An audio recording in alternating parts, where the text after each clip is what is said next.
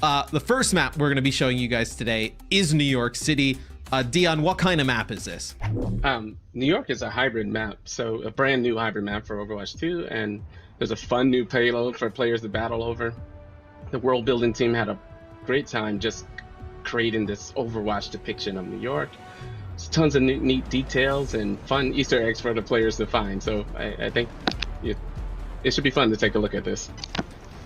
Yeah, no, when you guys showed this at BlizzCon Line, I was so excited. Obviously from New York myself, would love to see the Midtown Tunnel go over some of the adjustments that you guys have made to it here in Overwatch 2. Just a beautiful map. I have to imagine this is one of the locales that you guys have been dying to do for a while. We've been wanting to. There's a lot of people on the team from New York who have spent some part of their life there, so it's always been on the list, and Overwatch 2 felt like the right time to do it. And no short of Easter eggs, I would say. No, I know on some of these maps so far. Yeah. Get some love at the beginning, but yeah, this will be our first real look at 5v5. I've had the opportunity to kind of watch some games as they've kind of tested it out. It still keeps that Overwatch fast-paced feel, but it doesn't have the clumped up chaos that you sometimes see of live. I think it kind of speaks to really what you were pointing to, Jeff, is that when you have that one less tank in the equation, you can actually make the tanks more aggressive and more offensive. But it's also just kind of easier for the viewer and just people at home to track. Yeah, absolutely. And you'll see probably a lot of play here. One of the biggest things you'll notice, because there's less protection coming from tank players just to directly block bullets for their team. Typically, we'll find a lot more player on the map corners, map angles. Often people going for cheeky flanks and stuff. Yeah, Dion loves this. Yeah, they get to use the environment a lot more. It's a bit more tactical. Yeah. Exactly. Which is great. So it kind of, that was one of the first things that came out of our original playtesting, and we were just like, this is a really good direction. I mean, like I mentioned, there's as a designer, you sort of have to look past the immediate problems in front of you and okay, we could fix those. I think we can address some of the tank imbalances and healing issues and all kinds of other stuff. But at the heart of this is really cool, and so that's really what we've been focusing on and working through these problems. I think something that's really interesting about that too is that the gameplay is more fluid than it was before. Oh, yeah. A lot of times in Overwatch you get these really hard battle lines that get drawn between the two teams, and there's just less damage incoming, and so you're able to kind of move around a little bit more, and you'll see it here a lot of times. The chokes aren't as hard of a space to get through. There's still a choke in the map and you still have to work at it, but there can be a lot more pushing through and pulling back on the choke, and it's something that I'm personally really excited about. Yeah, I was going to say, how has the 5v5 move affected map design? I feel like it kind of has to have a huge impact on what you guys are able to do, create different, speaking about players being able to take more control of the game, right? Creating more flanking routes, more opportunity for the Ashe to go to the side, get a pick, and open things up for a team. Yeah, there's a lot more opportunity for players to do that. But at the same time, when you go for a flank, you're not leaving 5 players behind. You're leaving 4 players behind, and so you kind of have to be weighing some of these decisions in your head. The game is just as strategic as it was before, if not more so, because of the individual ability for players to have such a large impact on the match. I think for map design, we've always been really careful to make spaces that feel good just for one hero. And sometimes we might favor particular heroes in different areas, but because of that, because we're able to make a space that kind of feels good for Reaper or a space that feels good for Pharah, I think that we'll still be able to play 5v5 on all of the original catalog of Overwatch maps as well. Right. That is a awesome payload, Dion, by the way. We've always, in the artwork of the maps, we've always placed what we consider cover objects. It just feels now with the 5v5, players will take advantage of that more. Even the previous maps, we planned cover objects to help protect players. now with 5v5, they're even more effective. These artistic choices.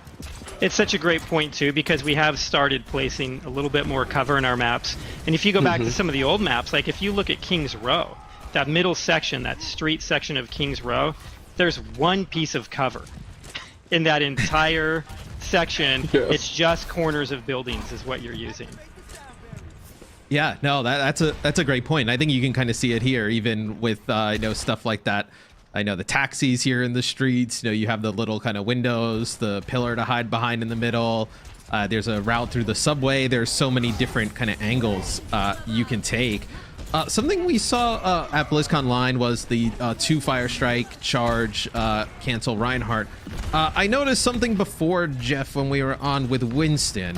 My Winston on live not able to shoot at range. Can you explain that to us a little bit? So yeah, I was wondering if people picked up on that. So we were first watching Winston there. This is an example of some of the tank changes we're talking about in regards to 5v5, but also a larger change we're talking about making tanks a lot more aggressive, be able to be a little more hybridy on the damage side and less just raw protection. So on Winston's side, he's ulting right now, unfortunately. You can't see it, but he can't do it while he's ulting. But his alternate fire there, which he's doing right now, there it is. You can charge up like a condensed blast of lightning from his gun and fire it off as a single sort of like blast attack at longer range. And so he actually, the charge up is kind of interesting with it for him because you could do it while you're leaping. And so there's like theoretically more burst combos you can do where you're jumping on top of somebody, charging up in the air, and burst, release it right before you land on them, and then you get the stomp damage too, and you can shock them or do a quick melee combo. It's a lot more interesting things. On top of the fact that, with some players know, a lot of times you shock somebody, they're getting away, you think you can finish them, and they just Farrah boosts away, or somebody just barely gets away, you get that extra alternate fire shot to try to take him out on the way. And it's actually interesting playing against him now because you now are cognizant of that. So sometimes you're leaving a little earlier, like, well, I'm going to get blasted probably if I just run away. So I have to be able to survive that.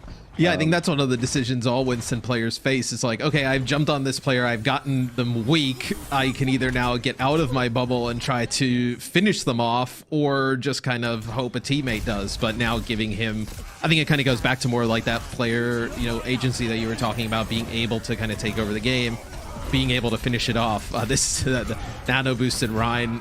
This will never get old. Just seeing Reinhardt nano boosted, just swinging. I'm sure it makes the fans out there happy that I know that was a Dragon Blade, a Gelton Genji he was able to take out. It's kind of the bane of existence of a lot of people. But this looks like, I guess, the second checkpoint, right? So this will unlock the interior of Grand Central Station. Oh, this is awesome. So it goes in. So the payload kind of goes inside of the station and kind of curves around, I guess. Mm-hmm. And you can see the payload is driven by an Omnic, who is a little Easter egg to our production director on the team. Our executive producer. So he got a name. Yes, Chaco. He's gonna be a fan favorite. Oh, he's even got it on the back. I didn't realize. I thought it was like an unofficial name. Like, oh yeah, Chaco. No, nope, he's got the suit. Our executive producer said he's helped us out a lot, and it was only fitting. He has he's lived in New York as well, so he helped out a lot on this map. So, and we have countless debates about the right type of pizza with him as well. Yes, right. Well, yeah, I mean, New York style pizza is the dominant pizza. I believe it's the water, but that is probably for a different stream. Yeah, you really want to get into this? My thoughts on the water in New York creating the better pizza dough. You also notice, at least I noticed, the new sounds, especially when Ashe shoots. That is something that it was discussed at BlizzCon Line, but I think it's different to kind of see it in action and also to see all of the other players at the same time with those audio changes. It just makes the game feel even more realistic. Yeah, the sounds can get really punchy, and it just feels good to hold the trigger down with these different heroes. But you also get more information from it. So we've spent a lot of time not just developing what these sounds are, but how they play in different environments. So we've kind of upgraded the entire sound system across the game. So let's say when that Ashe is in a side room firing from that room, you really kind of understand where they're at and what type of environment that they're in better than you did before, and then you can kind of take that information and make different decisions or additional decisions because of it. All right, so we got a map complete from the offense here. Not bad. Not bad in their first go. The players are so competitive. I have to say this to the stream that we were like, yeah, this is fun. Like, everybody have a great time. And then everyone's like, put your SR in the chat. We're gonna make balanced teams. Like, who's playing what? It's just, I feel like it's just the nature of Overwatch, right? Like, it always starts off, yeah, let's play for fun, and then you know you lose a game. You're like, all right, like everybody pick it up. Like, let's change things.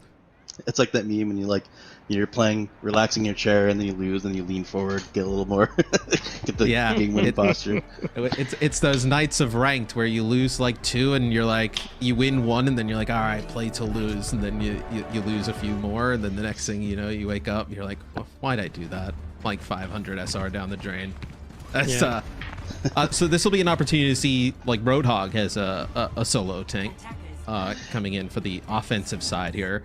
I feel like he's just going to be, even on live, right? He just takes up so much space, Jeff. Like, and he takes up space not with a shield, but like just his body. As I say that, we have a Zarya swap. But talk to me a little bit about like the thoughts on how like the Roadhogs of the world, Divas, even Zarya. I know there's some interesting stuff with Zarya as a solo tank. Yeah, so like I said before, a lot of this is still work in progress. We're still sort of addressing hero by hero. But like, because once we started going to one tank, it was sort of the big question was like, kind of what direction are we pushing tanks now? We're trying to make Roadhog, a lot more static defensively and have, big barriers or something to protect his team, or do we want more the opposite? We're like to take the Reinhardts and the Rissas and Sigmas and actually give them some more aggression and be a little more like Roadhog and Diva. And so we definitely opted for that latter route after playing, because it's like, not only is it just more fun to have that kind of extra speed and aggression, but a lot of what people had a lot of comments on in the past, when the metas get too full of barriers and shields, and honestly even sometimes when there's just the one Orisa blocking you with just the chain shields, and it's just like, people had comments like, oh, I feel like I'm shooting shields all the time, like we were definitely hearing all that, and you could see some of the balance changes we made in the past in the live game and trying to address this. But once we got into this situation where we're like, this is sort of an opportunity actually here to reduce a lot of these effects, and we still want them to be there and present and be important, and you can still block huge abilities. They still have a decent amount of health, but less than they had before.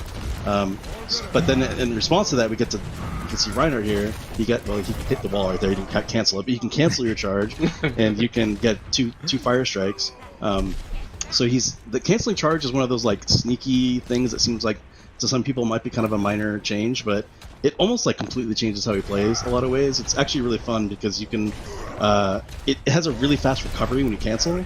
So you can like charge up to a group and then cancel and immediately ult and just like knock everyone down.